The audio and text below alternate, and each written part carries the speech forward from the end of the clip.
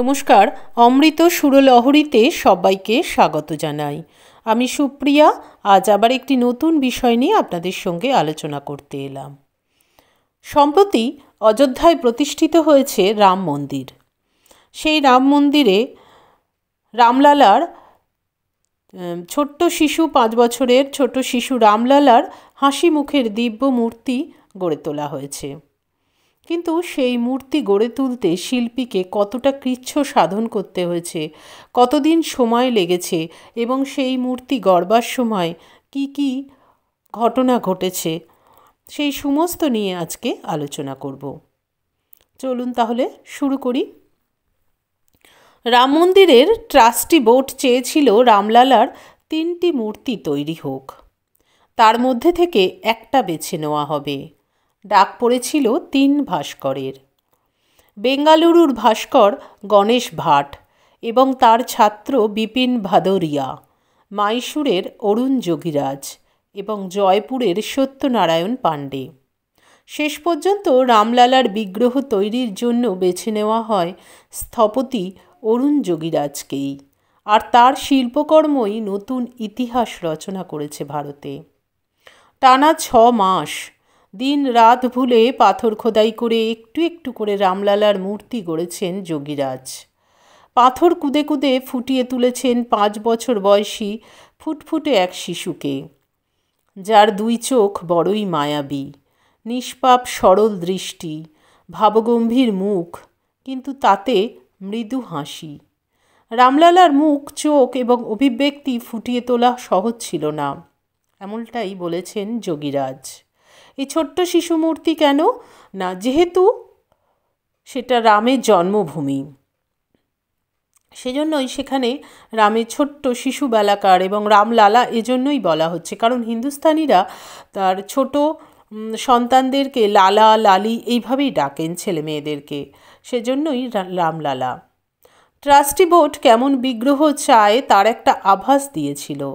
এরপর 2000-এর বেশি ফটোগ্রাফ নিয়ে গবেষণা করেন অরুণ। বলেছেন, পাথর কুঁদতে কুঁদতে একটি কোষ্ঠী পাথরের ছোট টুকরো ছিটকে লাগে বাঁ চোখে। মানে পাথর ওই যে কেটে কেটে তৈরি করছিলেন, তার একটা ছোট্ট টুকরো ছিটকে লেগেছিল বাঁ চোখে। পাথর কুচি ঢুকে গিয়েছিল চোখে, চোখ ফুলে ওঠে। ডাক্তার বলেন কোনো রকমে রেটিনা বেঁচে গেছে। চোখে ব্যান্ডেজ বেঁধেও কাজ চালিয়ে যান অরুণ যোগীরাজ। একদিনের জন্যও থামেননি। স্বামীর কাজ রোজই দেখতেন স্ত্রী বিজেতা। বলেছেন, চোখে ক্ষত নিয়েও কাজ চালিয়ে গিয়েছিলেন অরুণ।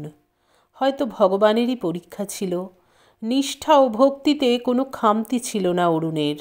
নিজেকে কঠোর নিয়মে বেঁধে ফেলেন, সাত্ত্বিক খাবার খেতেন। সপরিবারে অযোধ্যায় দিনে 2 বার রামের ধ্যান করতেন। মন্দিরে মন্দিরে পুজোও দিয়েছেন, নিয়মিত প্রার্থনাও করেছেন। যোগীরাজের কৃষ্ণশিলাতেই তৈরি হয়েছে রামলালার শিশু মূর্তি। রাম মন্দিরের গর্ভগৃহে রাম সাবালক নন। এই রামের বয়স মাত্র 5 বছর, অর্থাৎ তিনি নাবালক, বালক রাম। 14 বছর বনবাসের পর সীতা ও লক্ষ্মণকে নিয়ে অযোধ্যা নগরীতে ফিরে আসা রাম তিনি নন। গর্ভগৃহে তিনি একাই বিরাজমান। মূল বিগ্রহের পাশে লক্ষ্মণ সীতা নেই। মন্দির ট্রাস্টের তরফে বলেই দেওয়া হয়েছিল, শিশু রামের মুখ যেন বালকোচিতই হয়। নিষ্পাপ সরল হাসি মুখের বিগ্রহ তৈরি করতে হতো যোগীরাজকে। এতদিন রামের যে মুখ আমরা বইয়ের পাতায় বা স্থাপত্যে দেখে এসেছি, এই রামলালার বিগ্রহ তেমন হবে না মোটেই। তাই 5 বছরের বালক রামের মুখ কেমন হবে তা নিয়ে গভীর ভাবনা চিন্তা করতে হয় দেশের প্রখ্যাত শিল্পীকে। অরুণ নিজেই জানিয়েছেন, দিনের পর দিন বিভিন্ন শিশুকে দেখে মনে মনে রামের ছবি আঁকতেন। বাড়ির পাশে যে বাচ্চারা খেলতে আসে তাদের হাসি মুখ, চোখ, অভিব্যক্তি খুঁটিয়ে খুঁটিয়ে দেখতেন। 5 বছরের ছেলে হাসলে তাকে কেমন লাগবে সেই মুখের আদল আনতে নিজের ভাবনায়। তবে রাম এখানে 5 বছরের বালক হলেও তার মধ্যে ঐশ্বরিক ছাপ ফুটিয়ে তুলতে হবে। নিছকই শিশুর মুখ বিগ্রহে বসানো যাবে না। রামলালার দিব্য মূর্তিতে শিশুসুলভ মুখেও থাকবে এমন এক ভাবগম্ভীর ছাপ যার আদি অন্ত পাওয়া যাবে না। স্বচ্ছ নিষ্পাপ দুটি চোখ দেখলেই শ্রদ্ধায় মাথা নত হবে, মুখের স্মিত হাসি অভয় প্রদান করবে। অরুণ বলেছেন এটা ঈশ্বরের কাজ, তাই ঈশ্বরই করিয়ে নিয়েছেন। সত্যি অপূর্ব, সত্যি ঈশ্বরের কাজ, আর তাই ঈশ্বরই অরুণ যোগীরাজকে দিয়ে করিয়ে নিয়েছেন, না হলে হয়তো এটা সম্ভব হতো না। সম্প্রতি এটি একটি ইউটিউব চ্যানেলে প্রকাশিত হয়েছিল পোস্টে, সেখান থেকেই সংগ্রহ করেছি।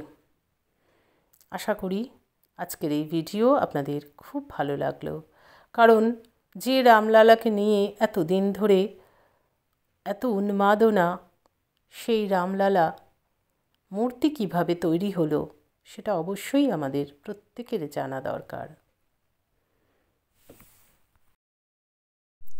জয় শ্রীরাম।